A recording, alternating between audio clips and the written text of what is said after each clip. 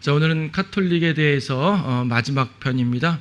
카톨릭만 하려면 한없이 더 할 수도 있겠지만 간략하게 줄여서 기본 교리는 이제 굵직한 걸 살펴보았고, 카톨릭이 결론적으로 적그리스도의 종교다라는 것을 설명드립니다. 우리가 이미 신약개론의 요한 1서 다룰 때 이 주제는 간단하게 살펴본 바가 있어요. 요한 1서 2장 18절에 있는 것처럼 어린 자네들아 이것이 마지막 때라 적그리스도가 올 것이라고 너희가 들었던 대로 지금도 많은 적그리스도가 일어났으니 이로써 우리가 마지막 때인 줄 아느니라 라고 이제 사도 요한이 기록해 놓았죠. 여기에 적그리스도가 있고 많은 적그리스도들이 있습니다. 많은 적그리스도니까 이제 복수형이 되는 거죠. 하나의 적그리스도가 있고요, 많은 적그리스도가 있어요. 근데 문맥을 보게 되면은 마지막 때라는 것을 적그리스도와 연결해서 설명을 합니다. 근데 이미 많은 적그리스도가 있는 걸 보니 지금이 마지막 때가 아니겠느냐라고 말하는 거죠. 물론 사도 요한 때의 마지막 때라는 것은 이제 주님께서 언제든지 오실 수 있는 상황이기 때문에 교회 시대에 사는 모든 성도들이 항상 자신의 때를 마지막 때라고 여기고 살았습니다. 하지만 그럼에도 불구하고 적그리스도와 연관해 가지고요, 정말 좀 더 직접적인 마지막 때가 존재하는 것이죠. 적그리스도와 적그리스도들, 이것도 한번 설명드린 바가 있어요. 적그리스도들, 단수로 적그리스도 하게 되면은 대환란 때 나타날 구체적인 한 짐승, 그 인물, 죄의 사람을 말하는 것이고요.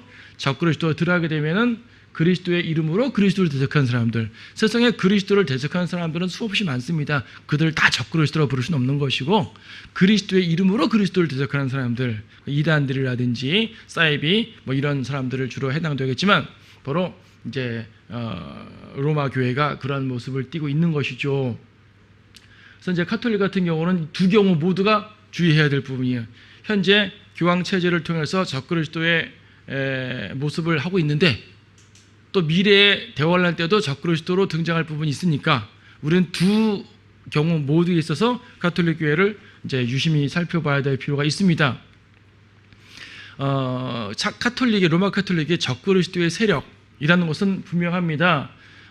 이제 많은 종교 개혁자들, 루터, 칼빈, 위클리프, 후스, 사보나롤라, 후스와 사보나롤라는 당장 종교개혁자는 아니라 할지라도 종교개혁 직전에 살았던 카톨릭 사람들인데, 일단은 개혁적 성향을 가진 사람들이었어요. 카톨릭에 속해 있었으나 개혁적 성향을 가진 사람들이었죠. 그리고 직접적으로 카톨릭 안에 있으면서 교황을 적그리스도 말하는 거 더 무서운 거 아니에요? 더 대단한 거죠. 그렇죠? 이렇게 표현했어요. 그래서 교황이 적그리스도라는 것은 어느 시대에나 신신한 성도들이 인식하는 바로 그 모습이었습니다. 근데 이제 그렇게 많은 이유가 뭐냐면, 우리가 지난 몇 시간을 통해서 본 것처럼 교황의 절대적 권위, 성경을 뛰어넘는 절대적 권위, 이것이 이제 교황이 적그리스도라고 보는 이유 중에 가장 중요한 거죠. 또 부패한 탐욕자예요. 마태복음 23장에서 바리새인과 서기관들에게 했던 그런 모든 말들이 사실 대부분 카톨릭에게 그 적용이 돼요. 적용이 되고, 역사적으로 온갖 부정부패를 일으키고 또 그 왕들을 좌지우지하는 모습들을 많이 봤잖아요. 이걸 뭐 지금 일일이 다 말할 필요는 없는 것이고, 이러저러한 이유로 개혁자들은 카톨릭 교황을 적그리스도라고 불렀어요. 특히 하나님의 이름으로 하나님의 백성들을 저주할 때, 그 적그리스도지 누구예요? 그렇죠? 교황들이 그랬단 말입니다. 자, 근데 성경이 말하는 적그리스도를 좀 더 면밀히 보면 이렇습니다. 요한일서 2장 12절에서 분명히 말하는 것은 그냥 하나님을 대적하는 모든 사람들에게 하는 말이 아니라 예수께서 그리스도의 심을 부인하는 자라고 말하고 있고요, 아버지와 아들을 부인하는 자, 이걸 적그리스도라고 말하고 있습니다. 그러니까 적그리스도는 예수님을 부인하는 사람이 되겠죠. 또 요한일서 4장 3절에서 육신으로 오신 것을 시인하지 않는 자, 예수 그리스도께서 육신으로 오신 것을 시인하지 아니하는 모든 영은 하나님께 속한 것이 아니니 이것이고 적그리스도의 영이니라. 요한 2서 1장 7절도 같은 말씀을 하고 있는데, 결론적으로 예수님이 그리스도다, 이거 부인하는 것이고, 아버지와 아들의, 그러니까 아들의 신성 부인하는 것이고, 예수님이 육신으로 나타나는 걸 부인하는 것이에요. 자, 예수님이 육신으로 나타나는 걸 부인한다는 말은 육신으로 오신 그분이 하나님이다 라는 걸 부인하는 말이에요. 그렇죠. 그러니까 예수님에 대한 신성을 부인하는 모든 내용들이 거기에 속하죠. 한번 아까 누가 질문했지만 삼위일체를 말할 때 좀 이따 보겠지만요. 삼위일체라는 말을 우리가 복잡하게 설명할 수가 있잖아요. 그리고 신학자들 좀 틀리게 설명할 때가 되게 많아요. 그래서 명확하게 이해하는 게 좀 어려울 수도 있지만 어렵게 볼 거 없어요. 우리가 요한일서에서 삼위일체라는 말을 분명히 하고 있긴 하지만요. 실제로 성경은 삼위일체에 대해서 어떤 이 체계적인 그 교리로 쫙 설명을 하지 않고 예수님이 하나님이다. 예수님의 신성, 성령님이 하나님이다. 이렇게 선언을 하고 있단 말이에요. 신학자들이 이걸 다 조합해가지고 교리를 정돈하는 건데 때로는 정돈한 교리가 틀리기도 하고 잘 안 맞기도 해요. 그런데요. 교리를 정돈하다가 좀 잘못 정돈한 걸 가지고 우리가 이단이라 말하지 않고요. 그건 잘못 말해서 똑바로 말하세요 라고 말하면 되는데 삼위일체 논쟁의 핵심은 뭐냐면요. 예수님이 하나님이냐 이거예요. 성경에서도 예수님이 하나님이냐 예수님의 신성, 예수님의 신성을 강조하는 것이 삼위일체 논쟁의 핵심이에요. 물론 성령님도 하나님인 건 맞지만은 삼위일체 논쟁에 관한 여러 가지 역사적으로도 그렇고 교리사적으로도 그렇고 성경적으로도 그렇고 가장 핵심된 포인트는 뭐냐면 예수님이 하나님이냐 그 말이에요. 결과적으로는요. 이걸 확실하게 인정하고 믿고 구원받으면은 다소 교리적으로 좀 잘못 말할지라도 그것 자체가 그렇게 크게 문제가 되는 사실은 않아요. 그런데 이제 이것이 이제 이 부분이 예수님이 하나님이냐 아니냐 이 부분이 제일 중요한 부분이거든요. 요한일서 다룰 때 이 부분을 자세히 설명드린 바가 있죠. 근데요, 문제가 있어요. 카톨릭이 적그리스도의 세력이라면서요. 카톨릭이 적그리스도의 세력이면 카톨릭이 이걸 안 믿어야 될 거 아니에요. 근데 카톨릭처럼 이걸 열심히 믿는 사람들은 또 없어요. 카톨릭은 예수님이 하나님의 아들이심을 분명히 믿어요. 이 자체를 안 믿는 카톨릭은 없을걸요 아마? 그렇죠. 삼위일체를 인정해요. 우리 지난 시간에 니케아 신경 간단히 얘기하면서 이제 그때 물의 부분을 초점 뒀지만은 그 니케아 공예 얘기 드렸잖아요. 당시에는 이제 교회들이 여러 개 산재되어 있고 또 박해가 막 끝난 상태이기 때문에 사람들이 서로 약간 믿음이 교리적으로 약간 좀 통일되지 못했어요. 모여서 얘기하자. 뭐 취지는 좋을 수 있습니다. 황제의 명령 속에서 교회들이 모여가지고 회의를 한 니케아라는 이제 동방 교회 쪽에 있는 그 도시인데 모여서 회의를 합니다. 회의해가지고 뭐 유명한 그 상황이잖아요. 아타나시오스라는 사람이 있고 아리우스라는 사람이 있고 아타나시오스는 삼위일체 인정하고 아리우스는 삼위일체 인정하지 않고 아리우스를 이제 이단으로 정죄했어요. 여러 가지 역사적 과정이 있지만 결론적으로 삼위일체를 믿는 아타나시우스라는 사람이 승리하고 삼위일체를 부정하는 아리우스라는 사람은 이제 이단으로 내몰려서 이제 쫓겨났단 말입니다. 삼위일체를 믿는 아타나시우스라는 사람이 이 사람의 계열이 카톨릭 계열이 되어버린 거예요. 그래서 카톨릭은 이 교리를 그대로 갖고 왔기 때문에 항상 그들이 말할 때 우리는 삼위일체를 믿어요. 이걸 항상 말한단 말입니다. 그래서 삼위일체가 정통 교리로 인정을 받아버린 거예요. 이 말은 다시 말해서 로마 교회가 정통 교회라고 인정을 받아버린 거죠. 교회사 역사적으로 그렇습니다. 물론 우리는 인정하지 않죠. 지난주도 간단히 언급드렸던 것처럼 삼위일체 자체는 지극히 성경적 교리예요. 그러나 카톨릭이 이것을 자기네 교리로 딱 잡음으로 말미암아 삼위일체를 말하면 카톨릭 교리를 붙드는 것처럼 되어버렸어요. 그래서 지금도 아닌 게 아니라 일부 사람들의 성경대로 믿는다는 걸 표방하는 사람들 중에서 일부 사람들이 삼위일체는 카톨릭 교리니까 믿으면 안 돼 이렇게 말하는 사람들도 봤어요. 그건 아니거든요. 삼위일체는 성경적 교리예요. 근데 카톨릭이 그걸 딱 붙잡아가지고 자기네 정통 교리로 이 정치적으로 편승해 버린 거예요. 이것 때문에 우리가 삼위일체를 부정할 필요는 없는 거죠. 그리고 제가 뭐라 그랬어요? 삼위일체 논쟁의 핵심은 그리스도의 신성이 부분이라 그랬죠. 자, 여러 가지 복잡하게 말할 수도 있지만 어쨌든 카톨릭은 예수님이 하나님의 아들이심을 믿고요. 삼위일체 자체는 믿는단 말이에요. 근데 왜 적그리스도냐? 저 요한일서에서 말한 적그리스도에 대해 해당되는 부분에 카톨릭은 적용이 안 되잖아요. 다른 건 몰라도 요한일서에서 말하는 적그리스도의 정의에는 카톨릭은 해당이 안 되는 것처럼 보여요. 근데 자꾸 카톨릭을 적그리스도라고 몰아가는 얘기죠. 카톨릭도 기분 나쁠 거 아니겠어요? 말하면 우리 삼일체 믿는다고, 우리 예수님 하나님 아들을 믿는다고 그럴 거 아니겠어요? 자, 관점을 살짝 틀어보면 됩니다. 일단 이건요, 카톨릭은 빛의 천사, 마귀는 항상 빛의 천사로 다가오잖아요. 자기를 가장 거룩하게 꾸미기 때문에 교황이나 모든 신부들은 우리는 예수님을 하나님의 아들이심을 믿습니다, 항상 고백을 한단 말이에요. 그러나 이건 뭐냐면, 예수님이 하나님의 아들이다라는 말은요, 항상 뭐냐면 예수님은 유일한 하나님의 아들이라는 말이거든요. 예수님이 하나님의 아들이라는 이 권한은 예수님 홀로 누려야 될 절대 권한인 거예요. 근데 누군가가 하나님의 대리자를 칭하면서 자기가 예수님의 권한, 하나님의 권한을 가져오게 되면 예수님을 하나님의 아들이라고 말은 하지만 사실 자기도 그 반일에 오르는 거기 때문에, 그래서 역으로 이단이라는 얘기예요. 이해되셨죠? 자, 기본적으로 성경이 말하는 적그리스도는 그리스도를 부인하는 것인데, 카톨릭은 그리스도를 부인하지 않고 인정한단 말이에요. 대신 그리스도의 자리를 찬탈한단 말입니다. 적그리스도에 대한 부분을요, 요한 1서에서는 이렇게만 말하지만 데살로니가 후서 2장에서는 하나님의 자리를 찬탈하는 자를 적그리스도라고 또 말하고 있잖아요. 데살로니가 전서 후서 2장 4절에서 그는 대적하는 자매 또 하나님이라 불리는 모든 것과 숭배받는 대상 위에 자신을 높여 하나님의 성전에 앉아 하나님처럼 보여 자신을 하나님이라고 하느니라. 자신을 하나님이라고 합니다. 교황이 직접 자신을 하나님이라고 직접 말하지 않지만, 우리가 이건 첫 시간에 교황 중심 이제 살펴볼 때 봤어요. 인간을 숭배하는 이단 살펴볼 때 봤어요. 교황은 하나님의 대리자라는 이름으로 거의 하나님이 누릴, 그리스도가 누릴 그 모든 위치를 점유하고 있단 말입니다.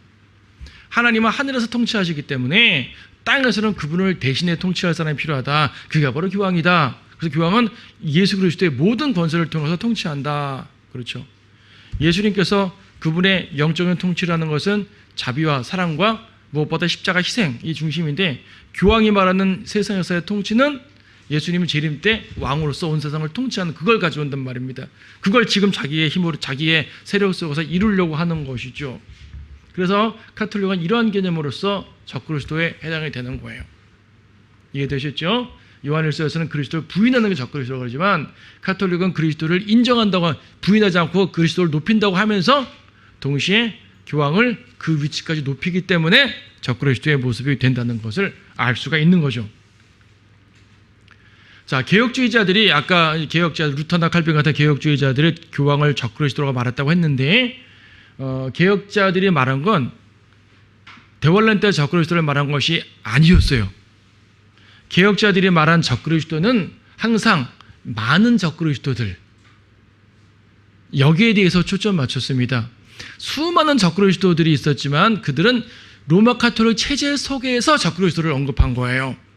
그래서 대원란 때 적그리스도가 아니라 많은 적그리스도들, 개혁자들은 이쪽에다 포인트를 두고 얘기를 했던 것이죠. 그래서 이제 왜냐하면 당시의 교황이 실제로 악했거든요. 루터가 종교개혁할 당시의 상황을 쭉 보게 되면요, 루터가 이제 시골 수도사예요. 그러니까 좀 지방 도시의 신부니까 항상 그 로마의 그 성당을 얼마나 동경하겠어요.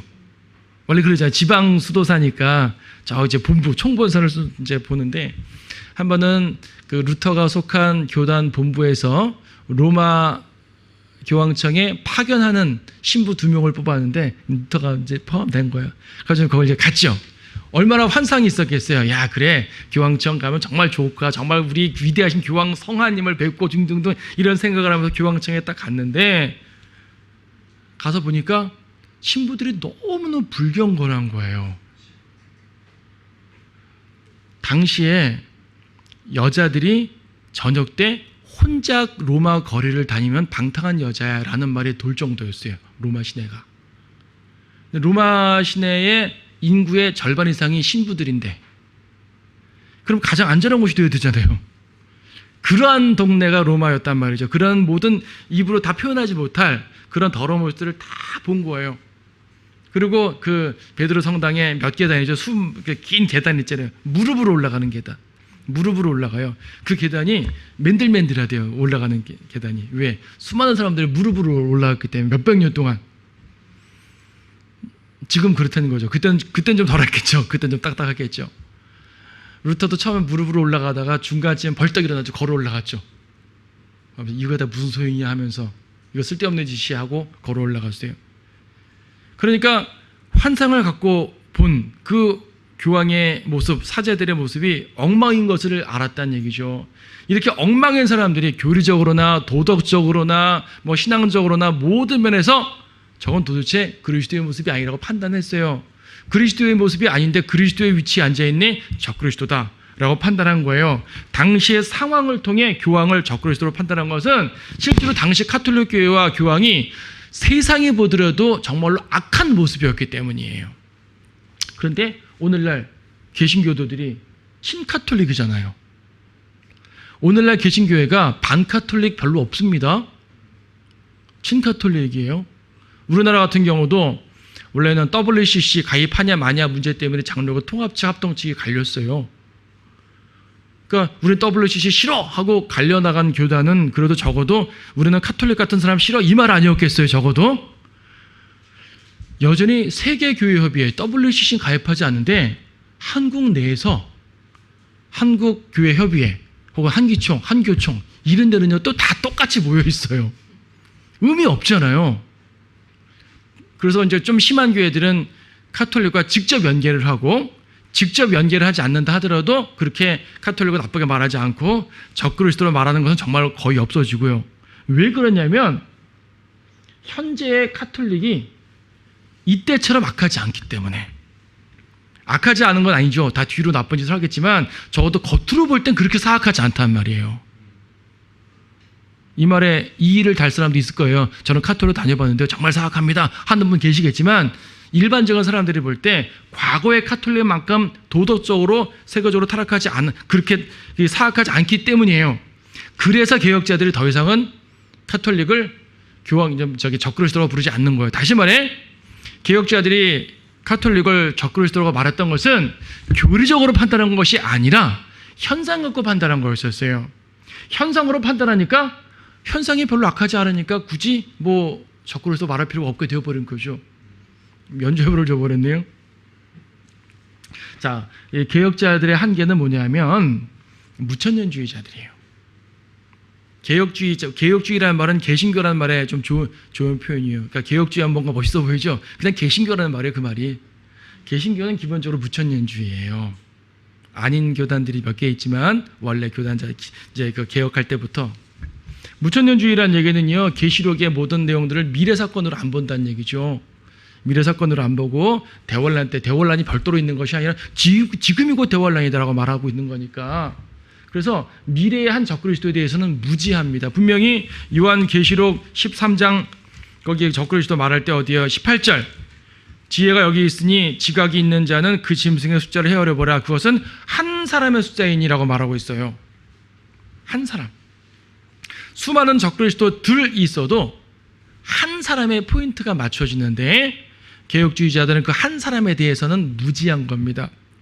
그래서 카톨릭을 적그리스도라고 표현할 때도 성경 예언의 근거에서 말하는 것이 아니라 현상의 당시 상황의 근거에서 판단을 했기 때문에 그들의 말은 어느 정도로만 받아들이는 것이지 그들의 말이 확실할 수가 없어요. 어떤 분은 또 이렇게 말합니다. 아니 교황이 적그리스도일 수가 있냐? 교황은 수없이 많았는데 적그리스도는 한 명이라 그러지 않느냐? 그래서 교황은 적그리스도 아니다라고 말하면은 교황은 많지만 한 시대에는 한 명씩밖에 없었으니까 결국은 적그리스도 맞지 않습니까? 라고 대답하는 걸 들었어요. 근데 그것이 아니라고 말씀드렸죠. 교황이 한 시대에 2명 혹은 3명이 동시대에 있기도 했었어요. 물론 지금 카톨릭은 그 중에 한 명만 이제 자기네 라인으로 잡습니다. 한 명만 이제 자기네 라인으로 잡고 나머지 사람들은 대립교황이라는 표현을 써요. 교황이 있고 대립교황. 당시에는 둘 다 서로 교황으로서 적그리스도라고 말하는데 지금 어쨌든 한쪽으로 이제 라인을 잡는 거죠. 어쨌든 당시 한 사람만 있지 않았었어요, 교황이. 그러니까 교황을 적그리스도로 말할 때는 많은 적그리스도에 해당되는 말일 뿐이고 계시록에 나와 있는 대환란 때의 적그리스도는 별도다 라는 거 우리가 알아야 돼요. 그것이 카톨릭과 무슨 관계인지가 오늘의 주제가 될 것이에요. 현상적으로 지금 카톨릭의 적그리스도의 세력이라는 것은 이미 증명된 것이고 미래의 적그리스도의 세력과 카톨릭이 무슨 관계가 있냐가 중요하다는 것이죠. 그러니까 적그리스도는 한 명인데 그가 누구냐? 예. 자, 카톨릭과 미래의 적그리스도의 관계. 계시록 17장에 보게 되면 큰 창녀가 나옵니다. 17장과 18장에 모두 같은 상황을 이제 설명하고 있는데요. 17장에서는 또 7호리병을 가진 7천사 가운데 하나가 와서 나와 대화하며 말하기를 이리 오라. 많은 물 위에 앉은 그 큰 창녀의 심판을 내게 보여주리라. 큰 창녀가 나오죠. 자, 이 존재에 대해서 17장은 자세하게 설명을 해주고 있습니다. 1절에 보게 되면 많은 물 위에 앉았다 그래요. 많은 물 위에 앉았다. 15절에 보게 되면 또 그가 내게 말하기를 내가 본 그 창녀가 앉아있는 물은 백성들과 무리들과 민족들과 언어들이라. 물은 수많은 백성들, 세상 백성들을 말하는 거니까 물 위에 앉았다는 얘기는 세상 사람들 위에 앉아서 전 세계를 통제한단 말이죠. 이 창녀가 도대체 누구길래 그러냐는 얘기입니다. 2절에 보게 되면은 땅의 왕들을 다스린다 그래서 땅의 왕들도 그녀와 더불어 음행하였고 하고 말하는데 18절 보게 되면 내가 본 그 여자는 땅의 왕들을 다스리는 큰 도성이라. 한 여인, 개인 여인을 말하는 것이 아니라 한 도성을 여인으로 상징해서 표현하는구나. 누구냐? 보면은 땅의 왕들을 다스린대요. 땅의 왕들을 다스리는 어떤 도시, 그 도시가 뭐였을까? 우리는 이미 역사적으로 그 도시가 뭔지를 이제 알게 되는 겁니다. 바티칸이죠, 바로. 4절을 보게 되면요, 또 그 여자는 자주색과 주홍색 옷을 입고 금과 보석과 진주로 장식하고 손에는 금잔을 가졌어요. 아주 화려한 종교성을 띠고 있습니다. 근데 그 잔에는 가증스러운 것들과 음행의 더러운 것들로 가득 찼더라. 이 여인이 이 창녀가 개인 여인을 말하는 것이 아니라 한 도성이라 그랬잖아요. 그래도 여기서 말하는 음행도 어떤 개인적인 음행을 말하는 것이 아니라 어떤 다른 종류를 말하는 거죠.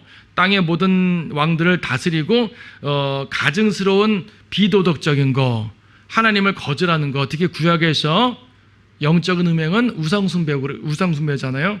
그런 모든 것과 연관해가지고 자기의 화려함으로 감추어진 악한 종교성으로 세상을 자기의 치마폭으로 집어넣는 존재, 이 창녀를 말하는 거죠. 땅의 왕들을 다스린다는 걸 때 제가 종종 중간에 말했지만은 그 중세 시대에 카톨릭이 지배하던 시대의 말입니다. 왕하고 이 교황은 항상 대립 관계였어요. 서로 친분 관계도 물론 있었지만 대립 관계가 꽤 많았어요. 겉으로는 친분 관계지만 대립 관계도 많았죠.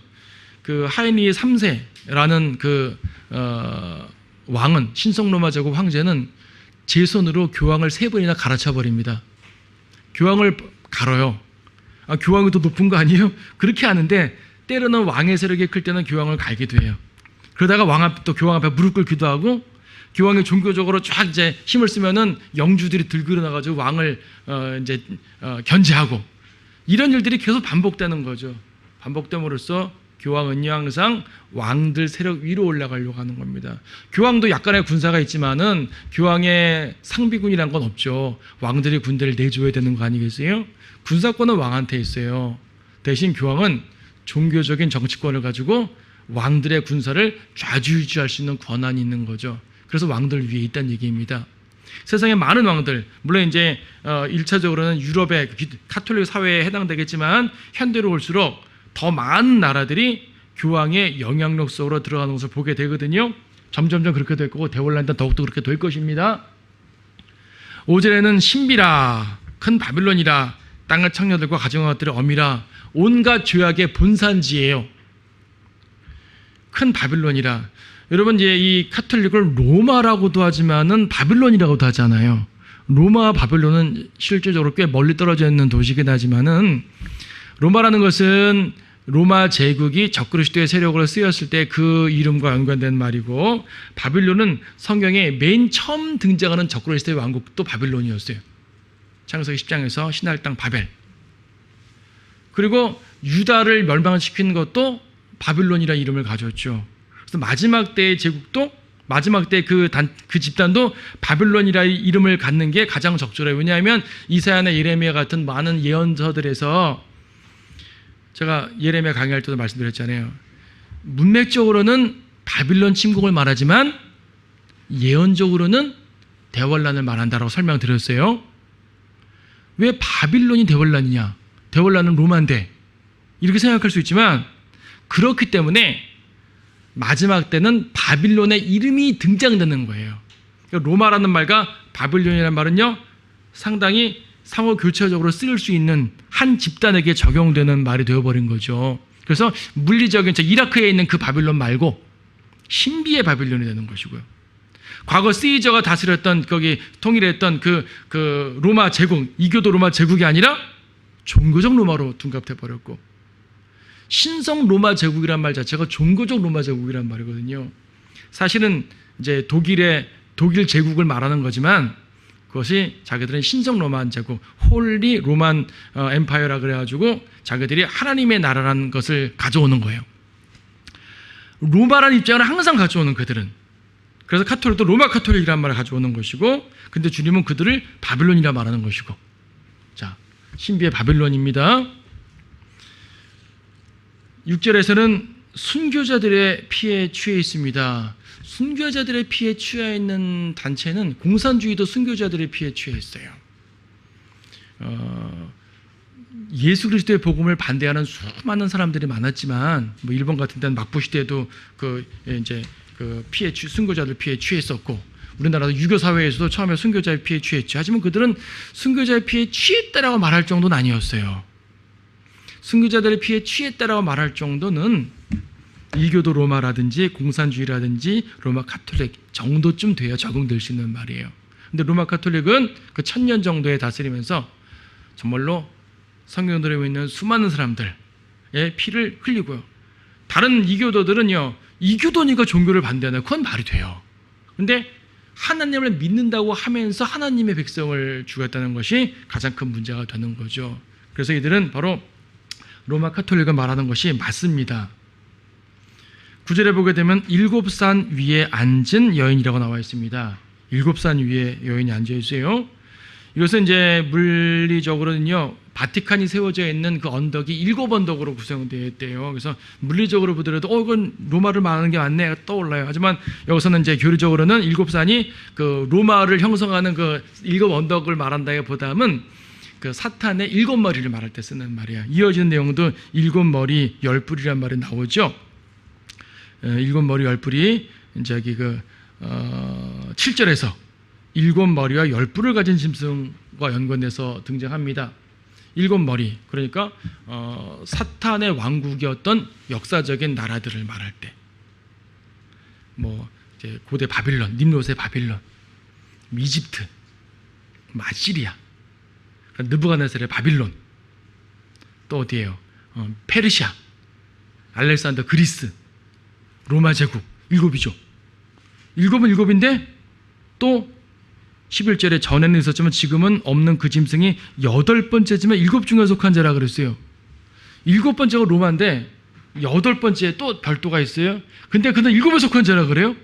아, 마지막 때의 적그리스도의 왕국은 로마를 표방하는 나라구나 라는 걸 알 수 있는 거예요.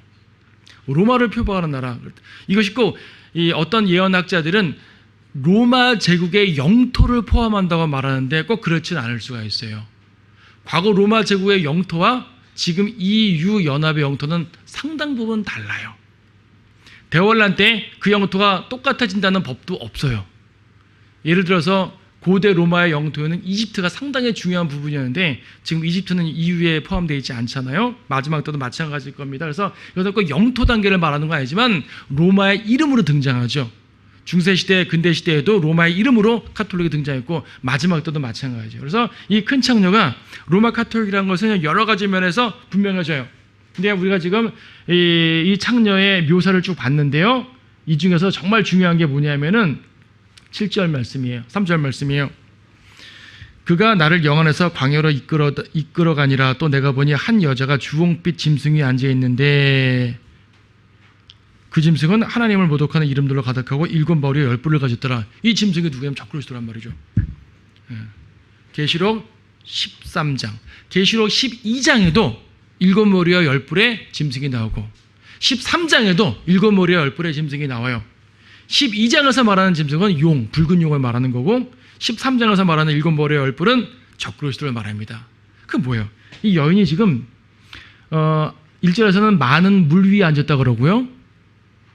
9절에서 7산 위에 앉았다 그러는데 3절에서는 짐승 위에 앉았다고 표현합니다.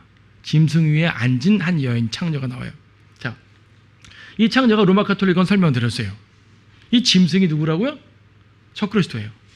그럼 이 상황을 보게 되면 가톨릭과 짐승은 같은 것이 아니라 연계된 거라는 걸 알 수가 있죠. 같은 것은 아닌데 연계된 거예요. 자, 그래서 좀 더 봅니다. 좀 땅을 다스린다. 아까 이제 땅을 다스린다 그랬잖아요. 이 창녀가 땅을 다스려야 돼. 자기의 권세로 다스릴 수는 없고요. 짐승 위에 앉아서 다스립니다. 적그리스도 위에 앉아서 다스려요. 과거에도 왕들 위에 앉아서 다스렸고 대환란 때도 적그리스도 위에 앉아서 적그리스도와 연합한 세력이란 말이죠. 가톨릭은 단독적으로 할 수 있는 것이 아무것도 없습니다. 과거에도 그랬고요. 지금도 그렇고요. 미래도 그래요. 가톨릭은 항상 어떤 세력을 손잡지 않으면 아무것도 할 수가 없어요. 그냥 종교일 뿐이에요. 그냥. 하지만 세력을 손잡게 되면은 이 가톨릭은 아주 무서운 단체로 변해버리는 거죠. 그래서 적그리스도와 연계해서 세상을 지배하는 존재가 될 텐데 과거의 왕들과 연계해서 세상을 지배했듯이 미래에도 그렇게 될 것입니다. 그래서요, 이 로마 가톨릭은 창녀, 종교적인 부분이고 적그리스도는 짐승, 정치적인 부분이에요. 그래서 정치와 종교가 완벽히 연합되는 형태가 대환란 때입니다. 여러분 지금 보게 되면요, 종교인들이 자꾸 정치적 세력을 가지려고 그래요. 이거 아주 위험한 겁니다. 그들이 우파든 좌파든 건 중요하지 않아요. 종교인들이 정치와 연계해서 세력을 잡으려는 사람들, 이들은 적그리스도의 세력이에요. 그러니까 아직 대환란은 아니지만 그러한 예표 중에 하나. 그러니까 이들도 많은 적그리스도 중에 하나가 되는 거죠. 결과적으로는. 우리나라에도 그런 사람들 종종 있죠. 유명한 목사들이 있잖아요. 뭐 외국도 마찬가지고. 과거는 카톨릭을 했는데 지금 개신교가 그렇게 돼요. 왜 지금 개신교가 그렇게 하는 줄 아세요? 우리나라, 미국은 카톨릭이 아니라 개신교가 더 정치화되고 있죠. 왜 그런지 아세요? 세력이 크니까. 세력이 크니까. 그래서 카톨릭은요, 대환란 때 적그리스도의 종교 체제로 등장할 겁니다. 이런 질문이 나오죠. 마지막 교황이 적그리스도일까? 여러분 이런 질문 들어보셨죠? 교황이 EU 대통령이 될 것인가? 그러니까 EU가 나중에 대환란 때 적그리스도 왕국이 된다, 이런 전제가 돼가지고 그럼 교황이 마지막 적그리스도가 되려면 EU의 왕이 돼야 된다, 이런 말들을 하잖아요. 이런 얘기들 여러분 많이 들어보셨을 거예요. 교황 요한 바울 2세가 죽었을 때 말입니다. 죽었을 때 카톨릭에서는 이제 콘클라베라 그래가지고 이 추기경들이 모여서 교황을 선출하잖아요. 결과적으로 백인 교황이 나왔지만 그 당시 후보자 중에 한 명이 흑인이 있었어요. 후보자 중에. 그래서 많은 사람들이 긴장했어요. 흑인이 교황 되면 그가 적그리스도겠네? 이렇게 사람들이 생각을 많이 했어요. 결과적으로 백인이 됐어요. 그럼 적그리스도의 길은 아직 멀은 것인가? 그런 게 아니에요. 성경에서, 이건 다른 주제가 되겠지만 성경에서 함의 자손들과 적그리스도의 교리적 연관성이 있어요. 그렇다고 흑인이 적그리스도가 된다는 법은 없어요. 그건 다른 개념이에요. 교리적인 상황, 예표적인 상황과 실제로 누가라는 건 다른 개념이란 말입니다. 그러니까 너무나 오버해서 생각을 하는 거예요. 사람들 자꾸 예언을 공부한다고 하면서 자꾸 필요 이상으로 생각을 확대합니다. 마지막 교황이 적그리스도인가? 그럴 가능성이 전혀 없진 않아요. 가능성도 있어요. 왜냐하면 유럽의 모든 정치인들이 교황에게 세력을 딱 밀어줄 수도 있겠죠? 근데 현실적으로는 그게 어려워 보이죠? 현실적으로 지금 유럽의 연합이라는 것이 러시아나 미국처럼 솔직히 강성하지도 않고요. 아직은 그래요. 바뀌겠지만 아직은 그래요. 또 그들이 교황에게 모든 상황을 넘겨주지 않을 것이고 이것은 솔직히 좀 어려워 보여요. 하지만 불가능하다고 말할 수 없기 때문에 기다 아니다라는 말은 못하겠어요. 그리고 교황이 EU 대통령이 될 것인가? 그건 좀 부정적이에요. EU 대통령과 어떤 연계가 되겠죠. 하지만 뭐 아직 이루어지지 않았으니까 그럴 가능성도 없지 않아 있어요. 그래서 그거는 그냥 물음표로 남겨두겠어요. 하지만 분명한 것은 뭐냐면 계시록 17장 16절 말씀 보면요, 내가 그 짐승에게서 본 열불은 그 창녀를 증오하며 그녀를 패망시키고 벌거벗기며 그녀의 살을 먹고 그녀를 불로 태우리라. 열불은 적그리스도 왕국에 있는 열 왕들을 말하는데, 적그리스도의 세력이 지금 이 창녀를 배신한다는 얘기죠. 몰아내서 죽인다고 말합니다. 예, 창녀는 배반당해요. 무슨 말이에요? 카톨릭은요, 적그리스도의 세력이지 적그리스도 자신이 아니에요. 적그리스도의 종교로서 등장할 겁니다. 등장해서 적그리스도와 연계돼서 자기의 세력도 펼치고 적그리스도에 이용도 당하고 엄청난 많은 일을 연계해서 할 겁니다. 실질적으로 마지막 제국의 공식 종교가 카톨릭이 될 가능성도 크고요. 공식 종교가 카톨릭이 되지 않는다 하더라도 카톨릭은 항상 그랬어요. 카톨릭은요, 모든 종교가, 모든 사람들이 자기 종교가 되는 법은 없어요. 자기 밑에 무릎만 꿇으면 되는 거거든요. 그 집단은. 그래서 어떤 형태든지 간에 적그리스도의 종교 체제로서 세상을 미혹시키는 역할을 할 겁니다. 적그리스도 앞에서 거짓 선지자로 등장하잖아요. 그런 역할일 수도 있어요. 다양하게 그 역할을 할 겁니다. 하지만 결과적으로는 버림을 받는다 그래요. 카톨릭의 교황이라면 버림받을 리가 없죠. 아까 이제 교황이 적그리스도면 버림받을 리가 없는 거죠. 그래서 이거는 연계된 개념이지 동일 인물이라고 보기는 힘들다. 그렇게 이해를 하시면 돼요. 그럼 어쨌든 카톨릭은요, 적그리스도의 세력으로서 지금도 미래에도 등장할 겁니다. 그래서 무섭다는 거예요. 결과적으로 버림받죠. 사탄이 종교를 활용하다가 더 이상 사탄도 종교가 필요 없는 순간이 오는 겁니다. 종교 필요 없어. 내가 직접 할 거야. 근데 결과적으로 이 열 왕이 창녀를 멸한다고 했지만 18장에 보게 되면 결과적으로 이 창녀를 멸망시키는 분은 예수 그리스도이시거든요. 하나님께서 그녀를 이 큰 도성 바벨론을 심판하실 것입니다. 이렇게 해서 재림으로 이제 끝나게 되는데, 카톨릭은 바로 이러한 존재가 돼요. 이러한 카톨릭에 있어야 되겠습니까? 이러한 카톨릭에 남아있으면 되겠습니까? 그래서 이 말씀으로 결론을 내려보죠. 계시록 18장 4절 말씀이죠. 나의 백성들아, 그녀에게서 나오라. 그리하여 그녀의 죄들이 동참자가 되지 말고 그녀의 재앙들도 받지 말라. 이 말씀은요, 많은 개혁자들과 많은 그리스도인들이 카톨릭에 속해 있는 사람들에게 직접적으로 인용했던 구절이기도 하고, 그 카톨릭이 아니라 하더라도 죄 가운데, 세상 가운데 있는 사람들에게 이제 경종을 울리기 위해 사는 말이기도 하고, 특히 가짜 교회, 거짓 교회에 있는 사람들에게 경종을 울리기 위해 경고하는 말이기도 합니다. 직접적으로는 이 바빌론과 연결되어 있기 때문에 카톨릭에 적용되는 것이 가장 합당한 표현이에요. 그래서 이 강의를 들으시는 분들 중에서 카톨릭에 어떤 형태든지 간에 연루되어 있는 분이 있다면 이제 결단을 하시고 예수 그리스도의 복음으로 구원을 받고 나오셔야 돼요. 카톨릭 조직에서 과거에는 카톨릭 내에서도 구원받은 자가 있을 수도 있겠지만, 지금의 조직 상황을 보게 되면 카톨릭 내에서는 구원이 뭐 불가능한 상태인 거죠. 나와서 구원받고, 그렇죠, 예수님 영접하여 구원받고, 그리고 이 모든 예언의 과정 속에서 하나님의 이제 이 은혜를 온전히 누렸으면 좋겠어요. 이 속에 들어가 있으면 대혼란 때 들어가서 함께 멸망하는 거죠. 그래서 이제 이 카톨릭 관련해 가지고 강의를 하니까 카톨릭 관련된 분들이 댓글을 달아 가지고 이제 욕을 한 적도 있었는데, 욕만 하지 마시고, 혹시 그 이제 그 대적하는 분들 있을까봐 제가 말씀드리는 건데요, 욕만 하지 마시고 하나님의 말씀을 통해 가지고 진정 구원을 받는 여러분 됐으면 좋겠고요. 우리 그리스도인들도요, 이런 부분들을 확실하게 이제 개념을 잘 정립해가지고 주변에 있는 카톨릭이라든지 이런 비성경적인 그룹에 있는 사람들에게 진리를 잘 전해줬으면 좋겠습니다.